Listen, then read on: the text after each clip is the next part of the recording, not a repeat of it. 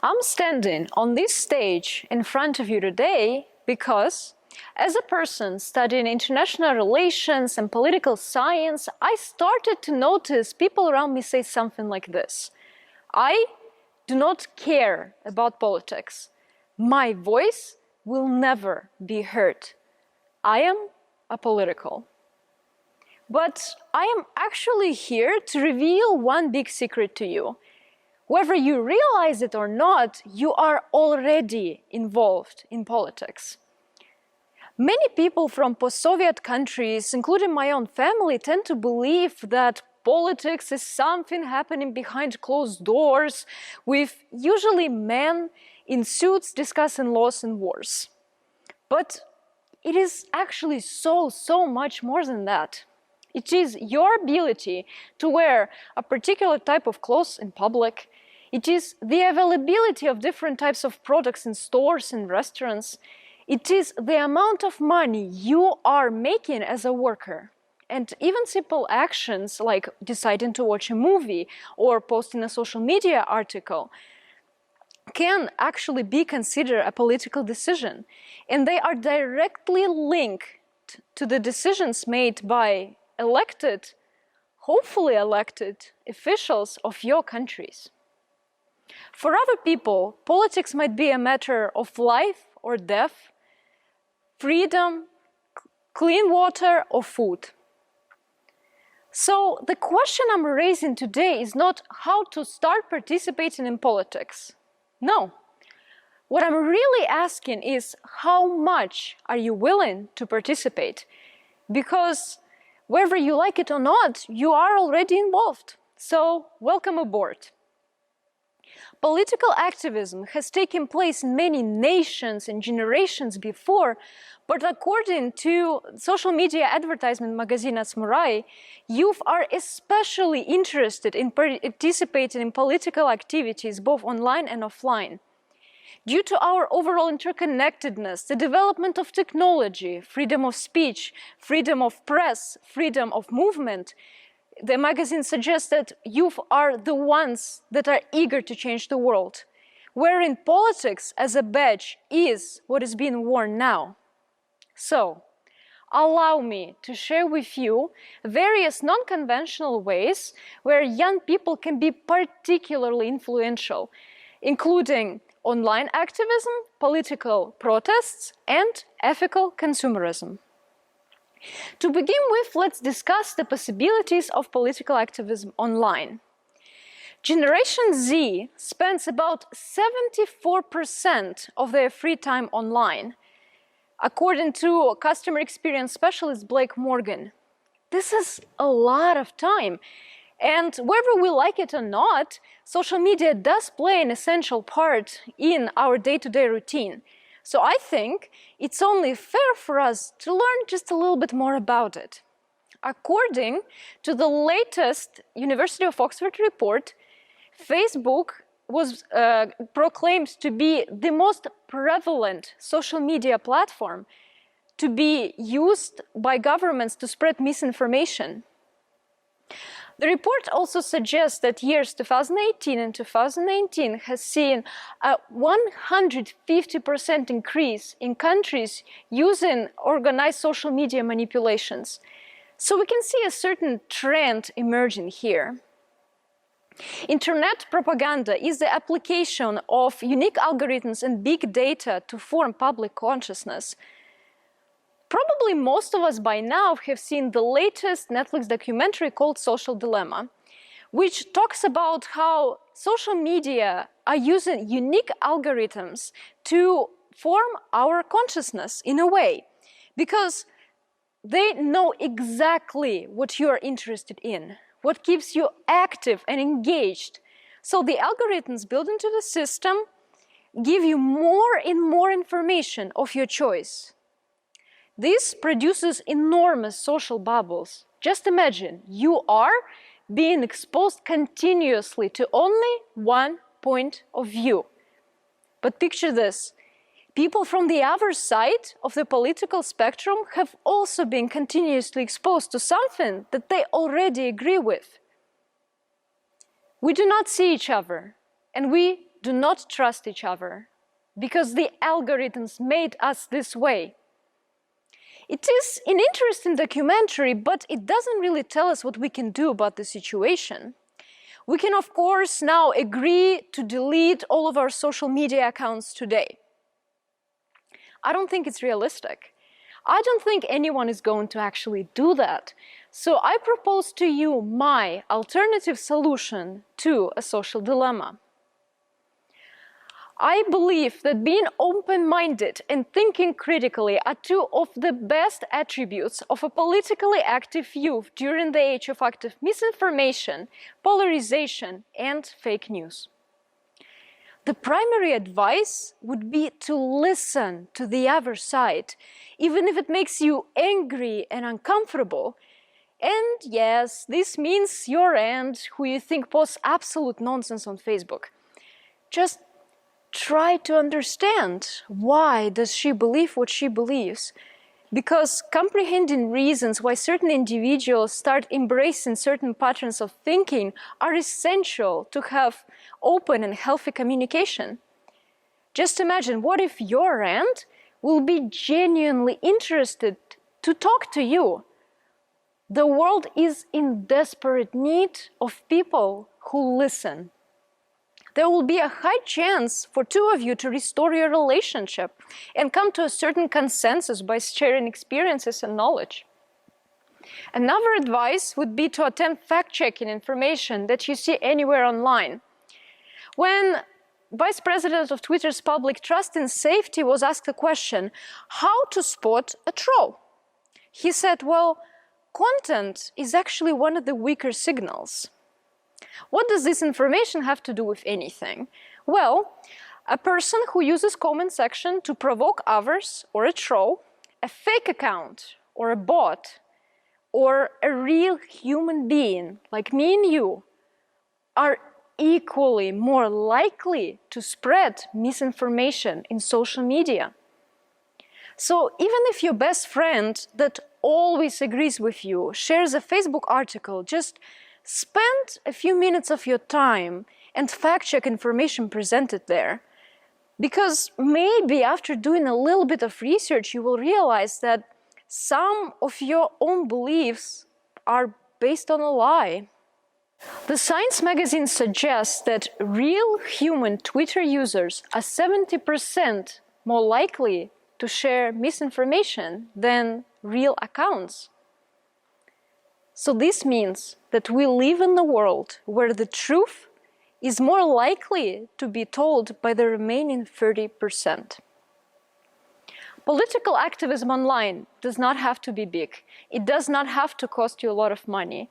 And you don't even have to create it yourself. Just remember, be interested in listening and fact-check. Another way to be politically active is to participate in a political protest. So allow me to share their impact on the state of global affairs. Youth are usually the ones who care the most about inequalities and injustices and are eager to change the world. This is why last year, my research methods team and I decided to conduct a study dedicated to learning more about youth political activism with a focus on political protests. But interestingly, the predominant part of our sample were wonderful, talented, young people that you probably see every day at LCC International University. Because such countries as Ukraine and Georgia have utilized the powers of political protest to fight for freedom in their homelands. One of our central findings was that youth who believe they can influence change are more likely to be politically active. This means that we found a strong correlation between levels of political activism and youth belief that they can make a difference with their action. A female participant from Georgia in her interview stated, "I want to feel the change, and I want to continue to raise my voice in regards to protests in Georgia in the summer of 2019 against Russian influence in Georgian parliament."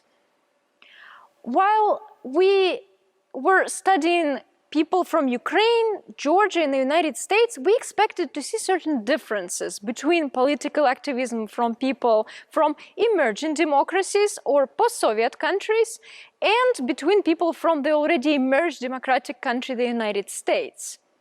But our minds were changed.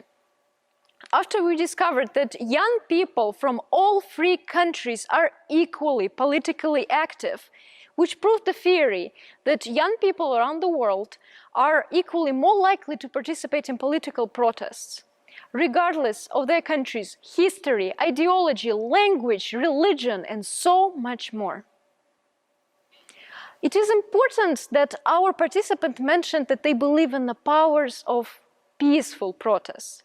They did not see the violence to be the solution.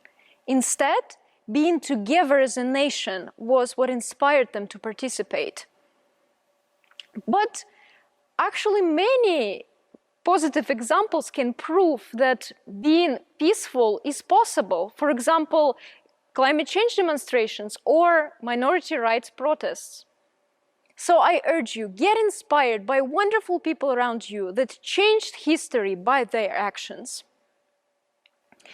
Now I want to discuss something that I think we all can afford doing, which is ethical consumerism.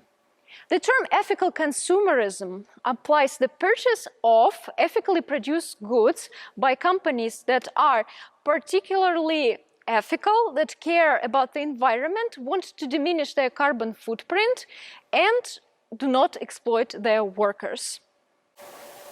Consumerism is a powerful political tool, just as powerful as education, protesting, voting, and other citizen duties. But before researching the harmful effects of close production, I was only concerned for consuming more. But actually, the founder of a sustainable apparel line, Kaya Darey, suggests that the fashion industry is the second biggest consumer of water, while also generating more greenhouse gas emissions than all international flights and maritime shipment combined. But how is me not buying another pair of jeans a political act? Well, I suggest to us, let's look back at history to analyze the way consumers influence their governments. One of the famous examples that comes to mind is Tea Act that was imposed on American colonies in 1773. This essentially meant that Americans would have to pay taxes for importing of the tea from one of the central British money sources, East India Company. But Americans didn't really want to do that because they did not have a clear representation in British Parliament. So they did not want to waste money on something that is not beneficial to them. So they decided to boycott tea altogether and start a war for independence. I don't want anyone to start another war, but many people today believe that their individual attempts at changing unethical industries by boycotting goods produced by them are pointless and will not lead to anything in the long run. But history proves it wrong. By the way, have you ever wondered where the term boycott is coming from? It is actually named after an Irish individual called Charles Boycott, who was an Irish land agent that was rejected from his local community because he was abusive to his Mayo Company workers. So the entire concept of boycotting comes from people deciding to reject the exploitative boss. Me and you, we can change unethical industries by not supporting companies that are exploitative towards their workers, are not ethical, and do not care about environment in any way. According to Global Labor Justice 2018 reports, women working in Asian production companies supplying various fast fashion brands are often physically and sexually abused. Today, I wanted to tell you the names of this company to you, but I couldn't for legal reasons. So, as politically active citizens, I urge you to look for Global Labor Justice 2018 reports and learn the names of these companies for yourself. Now, returning to the issue with exploitation, we've heard this story 1,000 times, and we tend to think that if something has been a problem for a relatively long time, it surely has been resolved by now. But that's far from the truth. The report shared accounts of over 500 female workers that reported abusive and violent behavior coming from their supervisors and managers. One of the workers shared with the newspaper The Guardian her personal experience. She said that she was hit as a penalty for not reaching her production quotas. She says, "My batch supervisor came up behind me as I was working on the sewing machine yelling, 'You are not reaching your production.' He pulled me out of the chair and I fell on the floor. He then hit me, including on my breast. He pulled me up and then pushed me back again and kicked me." So you can see how ironic it is to get a t-shirt from a fast fashion brand that says feminist on it. As a politically active citizens, please consider buying from your local stores and from free stores instead of supporting abusive industries. Now, my question to you remains open. How much more are you willing to participate? Because the decision to be active or not is yours. Fact-checking a social media post, deciding to participate in a political protest, or choosing to buy from ethical brands is a decision. And it is only up to you to make it. Actually claiming to be apolitical and refusing to participate in any sort of political activism is also a political statement. And there will be many parties and ideologies embracing such thinking, so there's no way out. But I also wanted to mention that it is important to be kind to yourself and do not go hard on yourself because you feel endangered of certain types of political activism. There are still people around the globe that cannot voice their concerns because they feel scared and frightened, and that's okay to do something that you feel safe and comfortable doing. But I also think doing simple steps like fact-checking a social media post or not buying a second or third pair of jeans is an important step. Remember, change is a long-term commitment. And lastly, do you remember our research findings? If you believe that you can make a difference, you will always try changing the world around you. Thank you.